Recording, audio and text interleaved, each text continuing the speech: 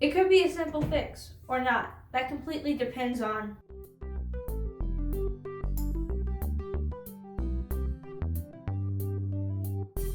Hi, I'm Kaitlyn Turnboo. I'm the author tuber that helps you write, market, and publish your book the right way the first time. In this video, I'm talking about how to get over writer's block, a very annoying and common occurrence that happens to every real writer. Before I get into the meat of the video, I want to give you 3 basic tips that you're going to want to be aware of going forward to understand the rest. Number 1, a strong outline will help minimize writer's block. It won't get rid of it. So before you go throughout the rest of this video, why don't you go ahead and go over your outline. See if you can fill in the holes with your imagination reading through that. If you've already done that half a dozen times and you're like, oh my God, Kaitlyn, just get on with it. Or you're a pantser like me, then keep watching. 2, writer's block is more current when you are lazy or out of habit. As of when this video is being posted, it is mid-January, which means there's a bunch of resolutions going on, like I'm going to write a book, and you haven't had enough time to really get in the habit and the routine of writing, and thus your brain will actually come up with excuses on why not to write because it's tired. I mean, it wants to do the least amount of work to use the fewest amount of calories. Science! If you miss a day of writing and you feel unfulfilled and kind of guilty, then you know you're in the habit and this doesn't matter to you. I called it laziness, even though you may not be doing it on purpose, because that's exactly what your brain is doing. It's an excuse for you to stop writing and to watch YouTube videos. Making yourself write through this laziness is a way to help minimize writer's block. It is not a way to get rid of it either. That's what the rest of this video is for. Number 3, subscribe to me for more and more writing advice that will make your book awesome.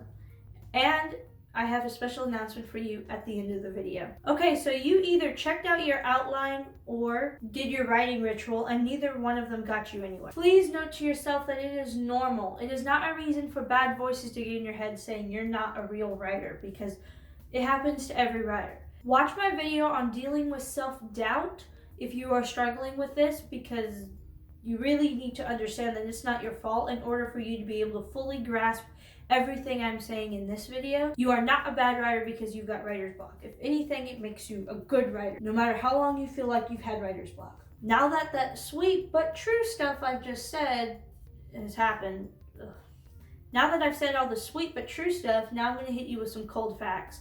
I believe writer's block is an illusion. Yes, it does happen to every writer, but it is completely overcomable, and I think in some cases where writer's block is basically fed. As far as my experience, there are 2 types of writer block. One is the creative writer's block. It's where you're stuck in your story, you're not sure what happens next in the story, and you don't know what exactly to write.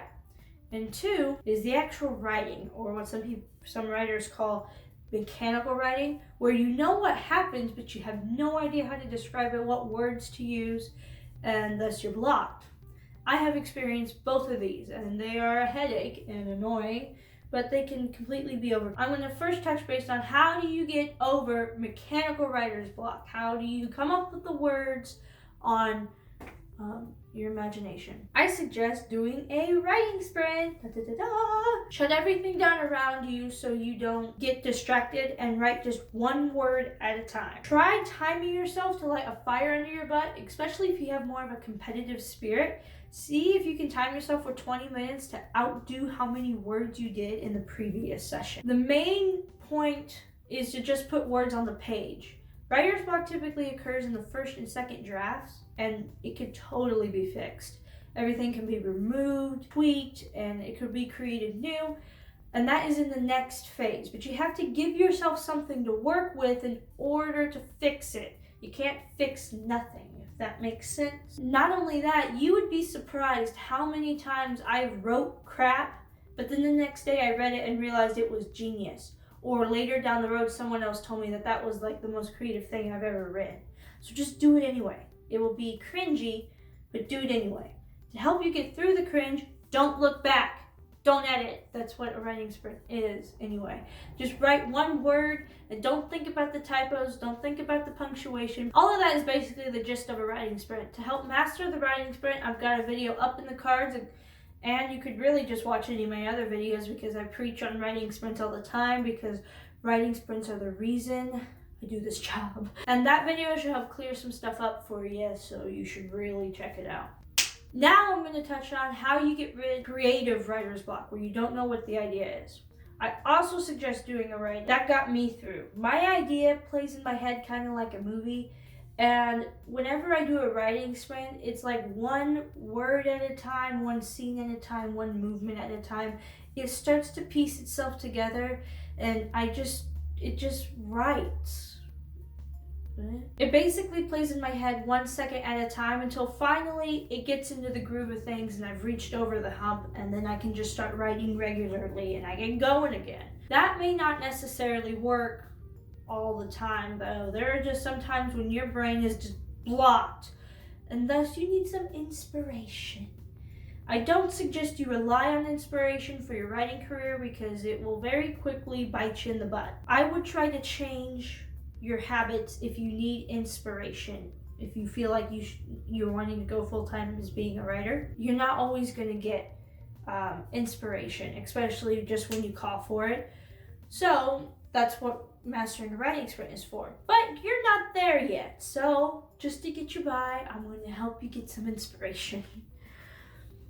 First way to get inspiration is to read a book.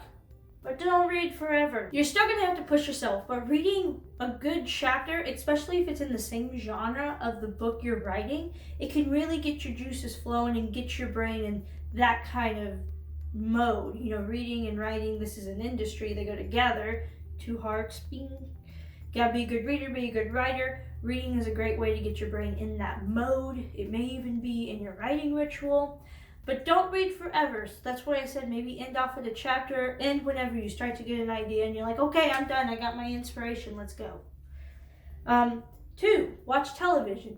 Not forever. This is like the same thing as reading. Just watch one episode or watch 20 minutes of a movie. Don't go on a binge because that can lead to problems. But especially if it's around the same genre as your book, it will get your brain set in that mode, on that level playing field. If you write fantasy and you watch fantasy, your brain is going to be thinking fantasy. So that's just a good way to get yourself started. If all else fails, skip it and come back. You know, put a little indicator in your docs or whatever you're writing on that you got blocked here, and come back to it. It may come as you're writing somewhere down the road. Because every scene should have a purpose, which means that scene's going to need to be filled in somewhere. No one said you had to write in chronological order, okay? At least no one that I have heard. Doing these things can help you pull some leverage in your creativeness in your head, but I highly suggest you don't go to them all the time, because it's another reason for your brain to make an excuse not to write, and it'll end up just becoming a habit. So that's why I say you should try to lean away from the inspiration, and how you do that is you write anyway when you're uninspired, when you feel lazy. And that's why I suggest writing sprints is a good thing. If that writing sprints video is too old for you, because it is kind of dated, I got a video on how to write books faster, but I really cover writing sprints because they also help you with speed. But I really cover writing sprints, and you should really master it all together, and just watch every video I have, man. You're gonna have to write when you don't feel like it, and that will help minimize writer's block, especially in the future. If you're a busy person like most of us are, and you have a life outside of writing, and life is kicking you right now because it does not want you to write your book and follow your dreams, because that's usually what happens, let's just be honest, then go to my video on how to find time to write, because that should help you kind of organize your day to where you'll be able to at least put 10 minutes of writing time worth there. So I asked my Instagram followers what they thought, what their tactics were on how exactly they get over writer's block, because everyone's got their own thing, and you know, some of them were actually against what I said, so you may want to listen. If you're one of my followers, I tagged you in this post thing, and if I butcher your name, I am so sorry. You know, I say I'm a professional writer, but I'm not a good reader. Okay, my spelling and reading is really bad. Allison Dan Miller said, write something horrible and keep writing it until you're primed enough to write the good stuff. Yes, writing crap will get you through until you can get the ball rolling, and you can always come back to it to fix it.